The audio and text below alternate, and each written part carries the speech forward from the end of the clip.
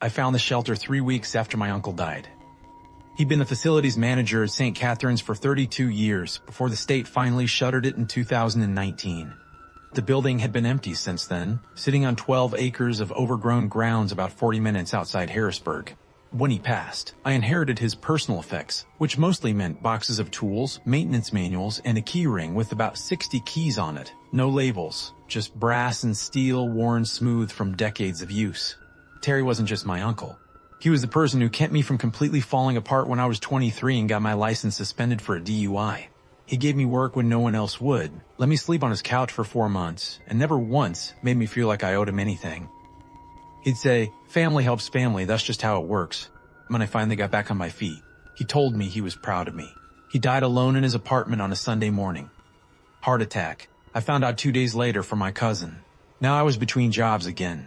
That's the polite way of saying I'd been fired from a billing coordinator position at a dental practice after I'd made the mistake of pointing out that we were coding procedures incorrectly to maximize insurance payouts.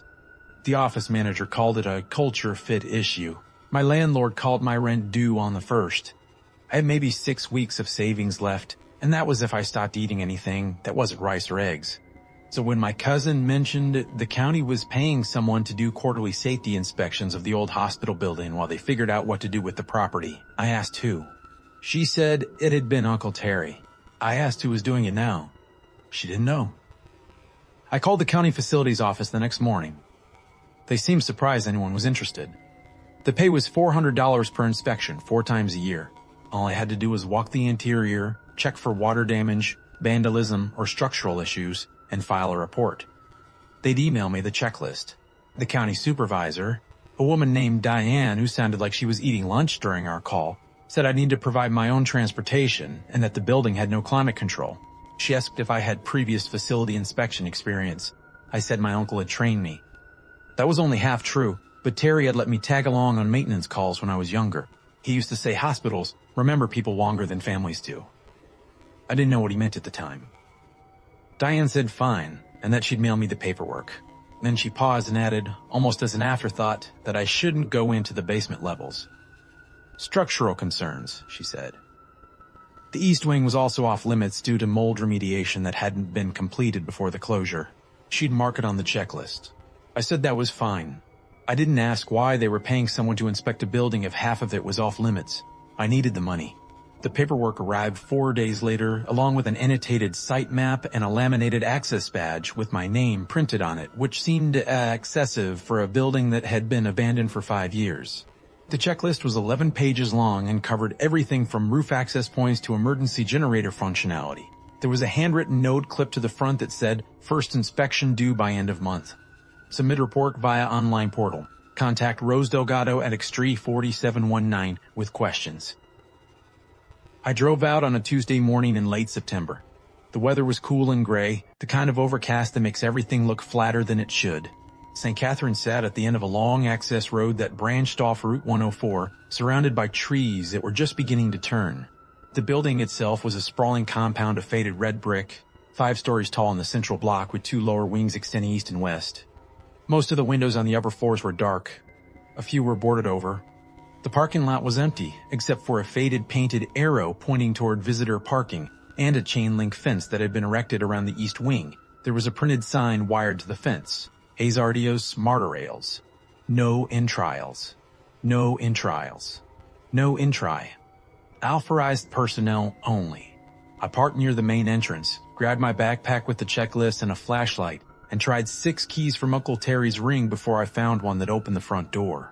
The interior smelled like dust and old carpet. The lobby was 2 stories tall, with a reception desk along the right wall, and a faded mural on the left that depicted some kind of pastoral scene.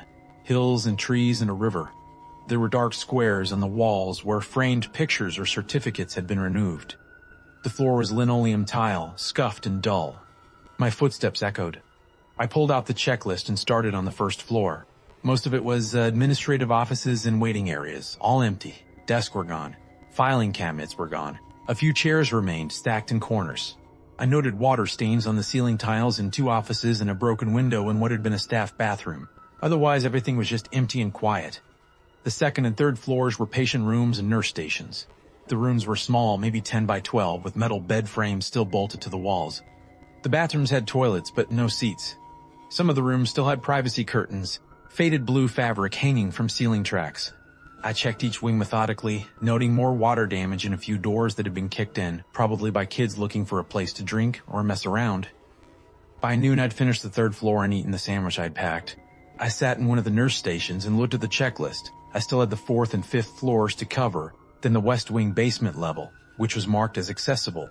The east wing basement was crossed out in red ink with no entry written beside it. I kept going. The fourth floor was more of the same. The fifth floor had been some kind of long-term care ward based on the layout and the reinforced doors. There were still restraint anchors in some of the rooms, metal loops embedded in the concrete walls. I didn't spend much time up there. I was finishing the west wing when I found the door. It was at the end of a maintenance corridor on the first floor, past the old laundry room and a boiler access that had been chained shut. The door itself was steel, painted gray, with a card reader mounted beside it. The card reader had a small LED light on it. The light was green. That was wrong. The building had been without power for 5 years. I stopped and stared at the light for a long moment. Then I pulled out my phone and checked the county email again to see if there was any mention of partial electrical service. There wasn't. I looked at the badge they'd sent me. It didn't look like a key card, just a plastic ID with a clip. I tried the door handle anyway. It didn't budge. I stood there for another minute, then took a picture of the door and the card reader with my phone. I made a note on the checklist, West Wing Maintenance Corridor, unexplained powered device. Then I finished the first floor inspection and left. I submitted my report that evening through the county's online portal. It was a simple form of fields for each checklist item and a section for additional notes. I uploaded the photo of the card reader and described it as a potential electrical hazard. Then I sent it in and figured someone from the county would follow up if it mattered.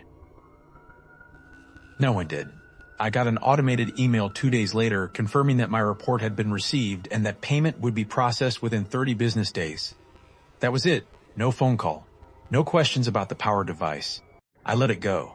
$400 hit my account 3 weeks later, which covered rent and bought me a little more time to find actual employment. I sent out resumes, did phone interviews, heard nothing back. By mid-December, I was in the same position I'd been in before, except now I had another quarterly inspection due by the end of the month. I drove back out to St. Catharines on a Thursday morning 2 days after Christmas. The trees were bare and the access road was slick with old ice. It had snowed the week before, just enough to cover the parking lot in a thin gray crust. There were tire tracks leading up to the main entrance. They looked recent. I tried the front door. It was locked. I used the same key as before and stepped inside. The building was colder than it had been in September, cold enough that I could see my breath. I kept my coat on and started the checklist again, working through the same rooms and hallways. Everything was the same except for one thing. There were footprints in the dust. They were faint, just the outline of boots, but they were there.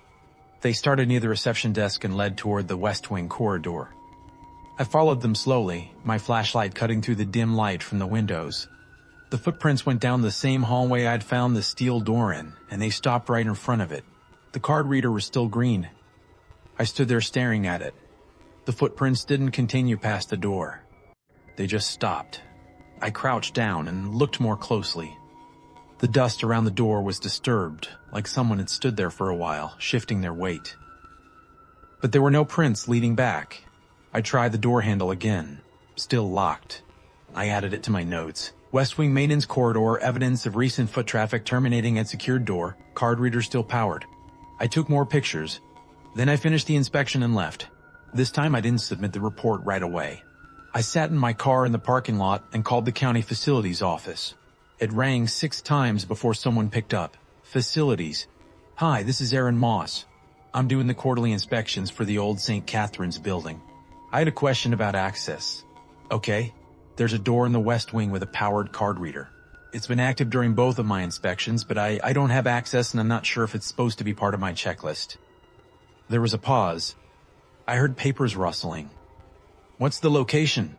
West wing, first floor, past the laundry room. It's a gray steel door with a reader mounted on the right side. More rustling. Then, I don't have anything about that. Let me transfer you to Rose. The line clicked. Hold music played for about 90 seconds. Then a woman's voice came on. This is Rose. I repeated the same explanation. She listened without interrupting. When I finished, she said, "The basement levels are off limits." "I know. This isn't a basement level. It's first floor, west wing. If it's locked, don't worry about it." "Okay, but the card reader is powered, and I saw recent footprints leading to it. I'm just trying to figure out if someone else is doing work in the building that I should know about." Another pause. "Submit your report," she said. "If there's an issue, someone will follow up. Do you know what's behind the door? Submit your report." She hung up. I sat there for a minute, then pulled up my uncle's contact card on my phone. Terry had died of a heart attack in his apartment, alone, on a Sunday morning. I'd gone through his things with my cousin, and most of it had been ordinary: tools, a few photo albums, bills. But there had also been a notebook, the kind with a black and white marbled cover, filled with his handwriting. Maintenance logs mostly, dates and tasks and supply orders. I'd thrown it in one of the boxes and forgotten about it. I drove home, dug the notebook out of the box in my closet, and started reading. Most of it was mundane. Replaced filter in boiler 3. Ordered gaskets for East Wing HVAC. Cleared drain in C Wing bathroom. But about halfway through, the entries started changing. The dates were from 2018 and early 2019, right before the hospital closed. March 14, 2018, basement access requested by state inspectors, provided key set B7, inspectors down for 6 hours, returned without comment. June 3, 2018, asked to discontinue logging basement maintenance, told it's under separate contract, no further detail provided. September 17, 2018, saw Marquez leave through L2, didn't come back through main, checked with security, no exit locked. November 29, 2018, director told me to stop asking questions. Said it's federal work, told me to focus on upstairs. The last entry was dated February 10, 2019, a week before the hospital officially closed. They're sealing L2 next week. I was told to surrender basement keys. I kept B7. I don't know what they're doing down there, but I've worked here 32 years, and I've never seen anything like this. If someone reads this later, don't go down. Hospitals remember people. I read that last line 3 times. Hospitals remember people. That's what he used to say. I thought it was just something he said. Now I wasn't sure. I checked the keyring. There were 63 keys on it, all unlabeled. I'd only used one so far, the front door key. I had no idea which one was B7, or what B7 even opened. I went back the next day. It was Friday, early afternoon. The parking lot was empty again, no new tire tracks. I brought the full keyring, a better flashlight, and a folding knife I'd found in my uncle's toolbox. I wasn't sure what I thought the knife would do, but it made me feel slightly less stupid. I unlocked the front door and walked directly to the West Wing corridor. The steel door was still there. The card reader was still green. I crouched down and looked at the card reader more closely. There was a manufacturer's label on the bottom edge, Viridian Access Systems. I took a picture of it.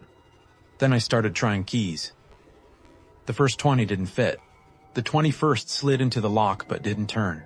The 34th fit and turned, but the door didn't open. I heard a click and the green light on the card reader turned red. I froze. The light stayed red for about 10 seconds. Then it turned green again and I heard a soft mechanical sound, like a bolt retracting. I pulled the key out and tried the handle. The door opened. Cold air poured out. Not the ambient cold of the building, but refrigerated air, like I just opened a walk-in freezer. The space beyond was dark. I clicked on my flashlight and pointed it through the doorway. Stairs. Concrete stairs descending. I stepped through and let the door close behind me. It shut with a heavy metallic sound, and I heard the bolt slide back into place. The air smelled like concrete and something else. Something faintly chemical. The stairs went down one flight and ended at another door, this one also steel, also with a card reader. The light was green. I tried the handle. It opened. I stepped into a hallway. It was nothing like the hospital upstairs. The walls were smooth concrete painted white, and the floor was polished tile. Fluorescent lights ran along the ceiling in continuous strips, all of them on. The hallway extended about 40 feet before turning left. There were no windows, no doors along the walls. Just the hallway and the lights and the hum of ventilation. I walked slowly, my flashlight off now because I didn't need it. The air was cool and clean, nothing like the dusty neglect of the building above. When I reached the turn, I stopped and listened. I couldn't hear anything except the ventilation and my own breathing. I turned the corner. The hallway continued for another 30 feet and ended at a T-junction. There were doors now, 3 on each side, evenly spaced. Each door had a small window set at eye level and a paper sleeve mounted beside it. I walked to the first door on the left and looked through the window. The room beyond was maybe 15 by 20, empty except for a metal frame bed, a small table, and a chair. The walls were the same, white concrete. There was a door on the far wall that I assumed led to a bathroom. The lights were on. The room looked clean, ready for use. I checked the paper sleeve. It was empty. I moved to the next door. Same setup. Empty room, empty sleeve. The third door was the same. So were the doors on the right side of the hall. 6 rooms, all identical, all empty, all lit. I kept walking. The T-junction split into 2 more hallways. I went left. This corridor had more doors, maybe a dozen, all with the same small windows and paper sleeves. I checked the first few rooms. All empty. All lit. Then I reached a door where the paper sleeve wasn't empty. There was a sheet of paper inside, printed text. I pulled it out. The header said OCCU Pansy. Below that were fields for name, admission date, and room number. Most of the fields were filled in. The name was Hassan Noor. The admission date was April 2019. The room number was L212. I put the paper back and kept moving. The hallway opened into a larger space, some kind of central hub. There were 4 hallways branching off in different directions, and in the center of the hub was a circular desk with a built-in computer terminal. The monitor was on, displaying a login screen. I walked over and looked at it. The screen showed a logo I didn't recognize, just a stylized geometric design, and below it, Federal Continuity Operations. Authorized personnel only. I tried clicking on the screen. A password prompt appeared. I left it alone. There was a map on the wall behind the desk, a laminated floor plan.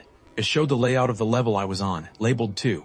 The map indicated 4 wings extending from the central hub, each with multiple rooms.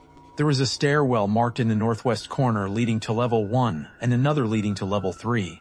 I stared at the map for a long time. Level 3. I walked back to the hub and found the stairwell. The door was propped open with a doorstop. I stepped through and looked down.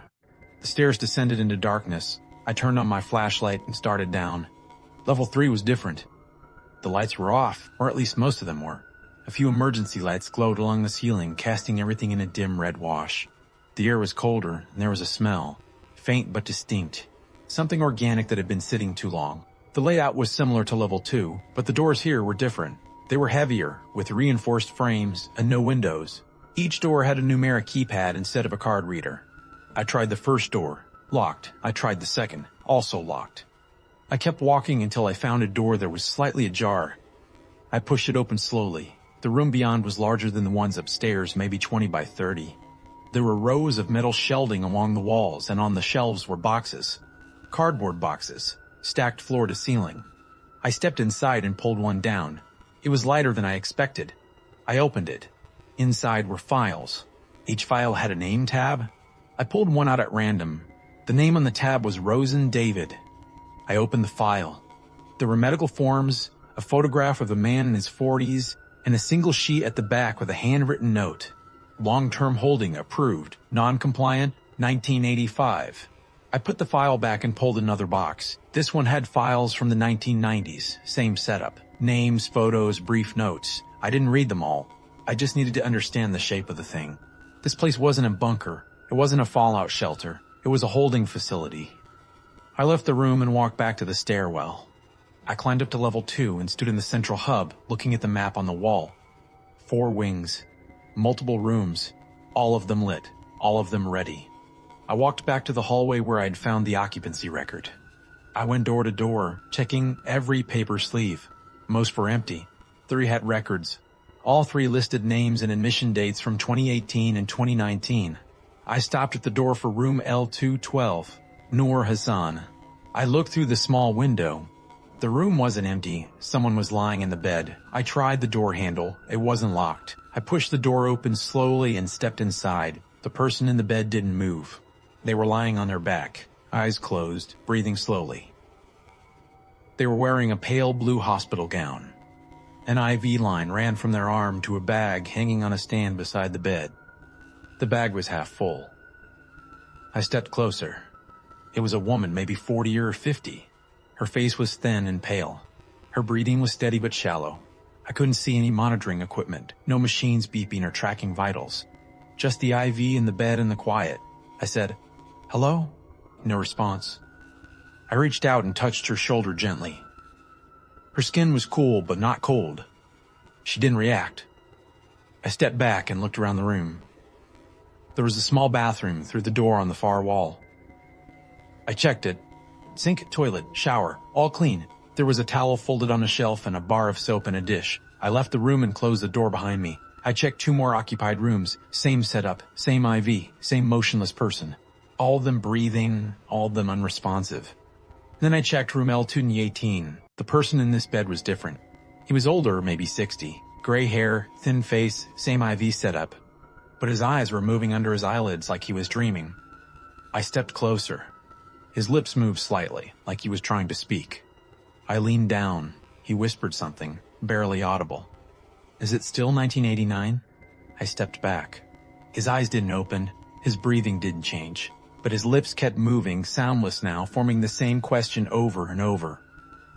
I left the room quickly and closed the door. I went back to the central hub and stood there under the fluorescent lights, trying to make sense of what I'd just seen. These people were alive. They'd been here for years. Transferred in before the hospital closed, placed in rooms and kept in some kind of suspended state, and someone was still taking care of them. I walked down one of the other hallways checking more rooms. Out of maybe 40 rooms total, 11 were occupied. 11 people, all lying motionless in identical beds. Except for the man who'd asked about 1989, I kept walking until I found another door, larger than the others, with a small plaque that said Operations Center. I tried the handle. It was locked. I pulled out the keyring and started trying keys. The 15th key turned the lock. The door opened. The room beyond was filled with equipment. There were desks with computer terminals, filing cabinets, and a bank of monitors mounted on the far wall. Most of the monitors were off, but 3 were on, displaying live feeds. I walked closer. The first monitor showed the West Wing corridor upstairs, the one with the steel door. The second monitor showed the central hub. The third monitor showed one of the occupied rooms. I could see the person in the bed, the IV stand, the steady rise and fall of breathing. There were controls beneath the screens, buttons labeled with room numbers. I pressed one. The third monitor switched to a different room. I pressed another button. Another room. I kept pressing buttons until I found the room with the man who'd spoken. L218. On the monitor, he looked the same. Eyes closed, lips moving slightly. I turned away from the monitors and looked around the room. There was a desk with a binder on it. I opened the binder. It was a daily log. Handwritten entries dated and signed. The most recent entry was from 2 days ago. January 4th, 2025. Rounds completed. All occupants stable. IV supplies restocked. TR. I flipped back through the log. Entries every few days, all similar. Rounds completed. Occupants stable. The signatures varied. Sometimes TR, sometimes LH. I flipped further back. The entries went back months, then years. I stopped on an entry for March 2019. March 18 to 2019. Final intake complete. Total occupants 14. Surface facility closed. Site operations continue. TR. 14 occupants. Now there were 11. I closed the log and looked at the monitors again. The feeds were still live. Someone was still coming here. Someone was maintaining this place. I thought about the footprints I'd seen upstairs. The tire tracks in the parking lot. I walked out of the operations center and back to the central hub. I stood there for a moment, then made a decision. I went back upstairs. I pushed through the steel door into the hospital corridor and walked out of the building. I got in my car and sat there with the engine running, staring at the dark bulk of St. Catherine's. I didn't know what to do. I could report what I'd found. I could call the county or the state or someone. But I knew how that would go. The place was federal. The people had been transferred legally. The funding was still active, and if I pushed too hard, I'd lose the contract. Maybe worse, I needed the money. I drove home. I didn't go back for 3 days. I tried to forget what I'd seen. I told myself it wasn't my problem. I told myself the people in those beds were being taken care of. But I kept thinking about the man in L2-188. Is it still 1989? On the 4th day, I drove back out to St. Catherine's. This time I parked down the access road, about a quarter mile from the hospital, and walked the rest of the way through the trees. I entered through a side door on the west wing and made my way to the maintenance corridor. I used the key to open the steel door and descended to level 2. I went straight to the operations center and sat down at one of the desks. I waited. I waited for 6 hours. Around 2 p.m., I heard footsteps in the hallway outside. I stood up quickly and moved to the side of the room, out of sight from the door. The footsteps grew closer, then stopped. I heard the sound of a card being swiped and the door to the operations center opened. A woman stepped inside. She was maybe 40, wearing jeans and a fleece jacket, carrying a backpack. She walked to one of the desks and set the backpack down, then pulled out supplies. She didn't notice me. I stepped forward. "Excuse me." She spun around, startled. "Who are you?" "I'm Aaron Moss. I'm doing the facility inspections for the county." She stared at me. "You're not supposed to be down here." "I know. I found the door. I've been trying to understand what this place is." She didn't say anything. "Are you the one maintaining this site?" I asked. She set a box of IV bags down on the desk. "You need to leave. There are people in those rooms. They've been here for years. Someone has to be taking care of them." "You need to leave," she said again, her voice firmer. "Who are they? Why are they still here?" She walked to the door and held it open. "Leave. Now." I didn't move. "I just want to understand." She let go of the door and turned to face me. "You want to understand? Fine. This is a continuity site. It was built in the 80s for government personnel in case of national emergency. The people down here were transferred legally. They signed consent forms. Everything was documented. Consent forms from 40 years ago. The consent covered indefinite standby. Standby for what?" She didn't answer. "There's no emergency," I said. "The hospital's been closed for 5 years. Why are these people still here?" She picked up the IV supplies again. "Because the program never ended. The funding didn't stop. The infrastructure didn't shut down, so the site stayed operational." "That's insane. That's how it works." I stared at her. "What's your name?" "Tara." "Tara, one of those people asked me if it was still 1989. She stopped moving. "Rumail 218, I said. He whispered it. "Is it still 1989? How long has he been asking that?" She didn't look at me. "They're sedated. Sometimes they surface for a few seconds. It doesn't mean anything. It means he knows something's wrong. It means his brain is trying to process time it can't account for. That's all." I walked closer. "How can you keep doing this?" She finally looked at me. "Because if I don't, someone else will, and I'd rather it be me." "Why?" "Because I make sure they're comfortable. I make sure the IVs don't run dry. I make sure no one suffers." She picked up the backpack. "Now you need to leave before I file an incident report. What happens if you do that? You lose your county contract. Maybe worse, depending on what you've accessed." I stood there, trying to think of something to say. She walked past me to the door. "I'll be doing rounds for the next hour. When I'm done, I don't want to see you here." She left. I stood in the operations center for a long moment. Then I walked to the desk and opened the daily log again. I flipped to the back. There was a section I hadn't seen before, a list of names and dates. The header said, "Site Personnel." I scanned the list. Halfway down, I found it. Moss, Terrence. Maintenance Contractor, 1987 and 2019. Transferred. 1907 and 2019. Transferred. Not retired. Not resigned. Transferred. I stared at the word for a long time. Then I closed the log and left the operations center. I walked back to the central hub and stood there under the lights. Terry had worked here for 32 years. He maintained this place. He'd known what it was. And then, in 2019, he'd been transferred. I thought about his notebook. The last entry. Hospitals remember people. I walked to the stairwell and climbed down to level 3.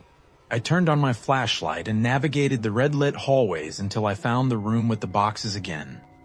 I pulled down a box labeled Personnel Transfers 2015-2020. Inside were files. I flipped through them quickly looking for my uncle's name. I found it near the back. Moss, Terrence. Transfer date, February 2019. Destination, Site 12C, Level 2. Classification, Essential Personnel. There was a note clipped to the file. Subject requested transfer to standby status following retirement. Medical evaluation approved. Consent signed. Room assignment L231. I stood there holding the file. Terry hadn't been forced. He requested it. He'd chosen to come down here. I put the file back in the box and climbed back up to level 2.